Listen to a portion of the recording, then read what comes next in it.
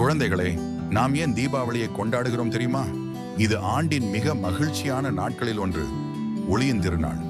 தீபாவளி காலையில் குடும்பத்தினர் வீடுகளை சுத்தம் செய்து மலர்களாலும் வண்ணமான கோலங்களாலும் அலங்கரிக்கிறார்கள். நாம் புதிய ஆடைகள் அணிந்து இனிப்புகளை நண்பர்களுக்கும் அயலார்களுக்கும் பகிர்ந்து சிரிப்பாலும் பட்டாசுகளாலும் காற்றை மகிழ்ச்சியால் நிரப்புகிறோம்.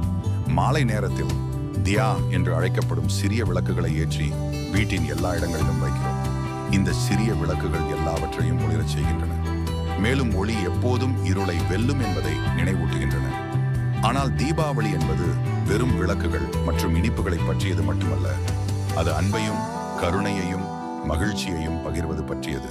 நாம் ஒரு விளக்கை ஏற்றும் போது அது நம் இதயங்களை நம்பிக்கையுடனும் மகிழ்ச்சியுடனும் ஒளிரச் செய்கிறோம் என்ற அர்த்தம். எனவே நினைவில் கொள்ளுங்கள் குழந்தைகளே, ஒவ்வொரு தீபாவளியிலும் பிரகாசமாக பிரகாசிப்போம், கனிவாக இருப்போம், உலகத்தை இன்னும் அழகான இடமாக மாற்றுவோம்.